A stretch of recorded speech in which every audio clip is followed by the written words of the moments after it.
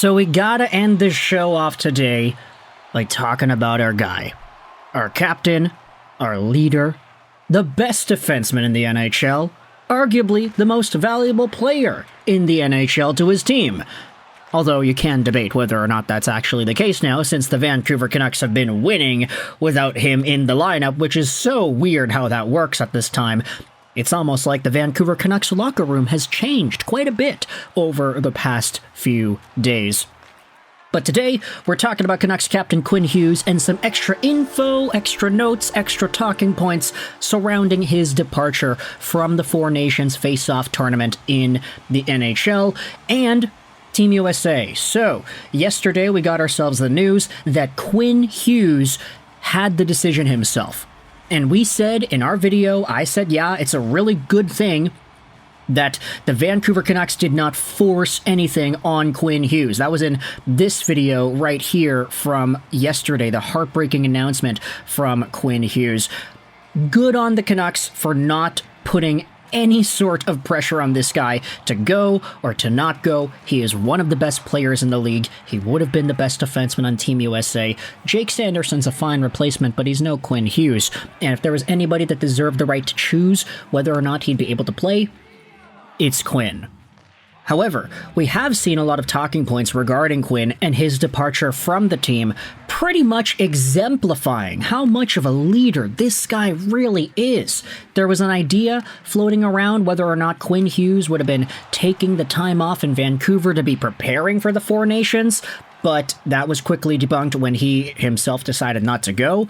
And after talking to numerous people yesterday, Rick Dhaliwal tweeted this: "I'm starting to understand just really how tough of a decision it was for Quinn Hughes to make. So many things to consider. The Canucks did not put pressure on him. They stood by him and supported him. They let him make the call." Now, we had ourselves even more commentary on the matter by Pat Brisson, the agent of Quinn Hughes, who was on Donnie and Dolly earlier today. He made the decision yesterday. It was a long marathon day. It was very hard for him. He tried to play Saturday. The Canucks were very supportive, and they left it up to him. Again, everybody in this situation did the right thing. Don't force this guy. Don't tell this guy he's not allowed to play. Just let him decide. It's his body. He knows how his obliques are feeling. If he's not able to play for the Vancouver Canucks on Saturday, but by the next day he's all right, then okay.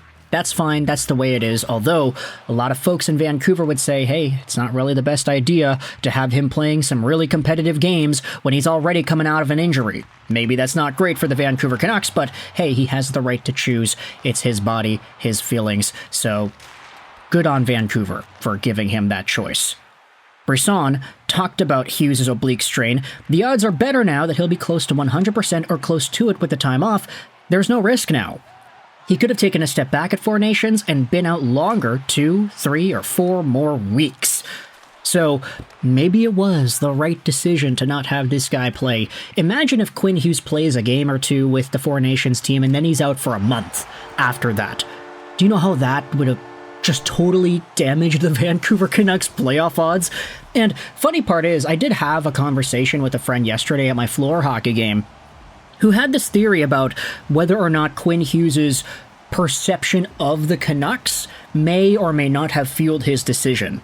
Because let's say the Canucks absolutely stunk while Quinn Hughes was out. So Vancouver is in the wild card right now.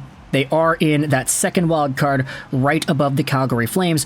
If the Vancouver Canucks stopped winning games, they were losing a whole bunch with Quinn out of the lineup. Let's say Vancouver, instead of being at 63 points, they're down at 5th overall in the wild card race with, 57 or something. If the Vancouver Canucks were out of the playoffs, maybe Quinn Hughes would have been like, okay, well, our team isn't really that competitive anymore. There's this opportunity to play with my brother, and I can play with Miller and play for Team USA, best on best, etc. Maybe because the Canucks actually started to win, there is more of an enthusiasm to say, okay, is it really the best decision for me and my hockey team to play in this tournament? We're competitive. We're right in the thick of it, of the playoff race. This team is starting to win games without me, so they're looking a lot better. Imagine if I'm playing, we would be unstoppable. Okay, I gotta sit out. I can't risk the injury. that's just something to think about, just a theory that I wanted to bring up here in this video. Pat Brisson also talked about Andoni and Dolly today Hughes' future as he is a UFA in 2 years. I don't think or talk about 24 months from now, 24 months ahead. It's way too early to tell. He is doing well currently in Vancouver, and I don't want to speculate one way or another. So, agent's gonna agent, right?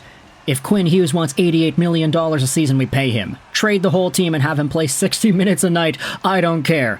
Let's focus away from the Hughes re-signing in Vancouver conversation and talk about some other things here. This is what Amanda Stein tweeted out Jack Hughes on what Quinn said when he decided he couldn't play in the Four Nations. Just like, damn, sorry, man. Not much of a message. He was just like, I'm sorry, I was so pumped. But I'm like, we're going to play a long time. At some point, we'll play together. The full quote's here. That was about it, not much of a message. He was just like, I'm sorry, I was so pumped. And I told Quinn, we're both going to play a long time. At some point we'll play together, maybe the third year. Last year was the All-Star game, it didn't happen. This year, he's out with an injury. Hopefully the Olympics next year, we'll get it done. And I did see that sentiment also popping up around Canucks Nation too. Hey, the Olympics are next year. Like, give it a year. Luke Hughes is going to improve. He's been doing pretty well in New Jersey, but he didn't make the Four Nations team. If Luke Hughes is good enough to make the Olympic team next year, you know Jack and Quinn are locks, then maybe you're saving the best for next year. You have to prolong your agony and just wait it all out to get an even bigger reward 1 year from now. NHLers going back to the Olympics, man. This is going to be awesome to see Quinn, Jack, and potentially Luke suit up one more time. We had ourselves this. Elias Pettersson talking about Quinn Hughes missing the Four Nations with an injury. I'm sad for him. We've been talking about him playing in this tournament. I know he was excited to play with his brother and play for the US. It's tough for him, but hopefully he's a speedy recovery for when we are teammates again. He also had this to say. Where do you start? Says Pettersson when asked to describe Quinn Hughes' season thus far. From last year to be able to still take steps in his game, dominate the way that he does, it's very impressive to see. I get to see the work that he does off the ice all the time too. His diet is very strict. I notice it every day, so it doesn't really surprise me. Look at Petey, giving props over to his captain.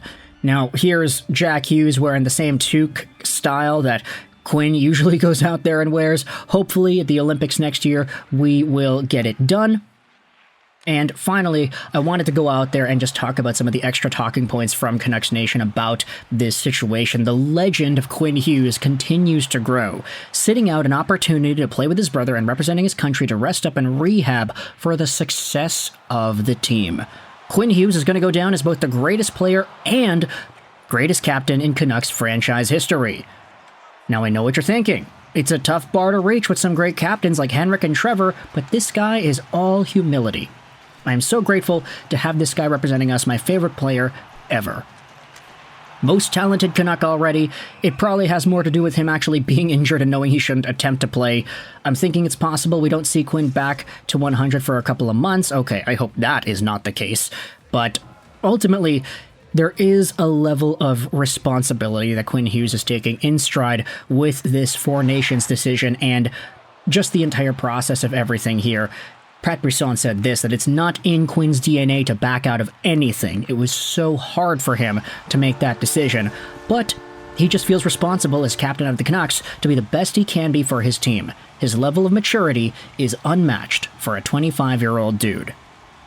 And with that, I'll leave you with the end of today's show. Check out ExpressVPN using our affiliate link in the description below to save some money, get some free months, and to support this YouTube channel. Let me know your thoughts in the comments section below about Quinn Hughes and Jack Hughes. Pettersson commenting about Hughes and his departure from Team USA at the Four Nations Face-Off Tournament. What does this say to you about his leadership? And does this extra info kind of shape the way you think about him and his tenure as the captain so far? Let me know your thoughts in the comment section below. I hope you enjoyed this video. And bye.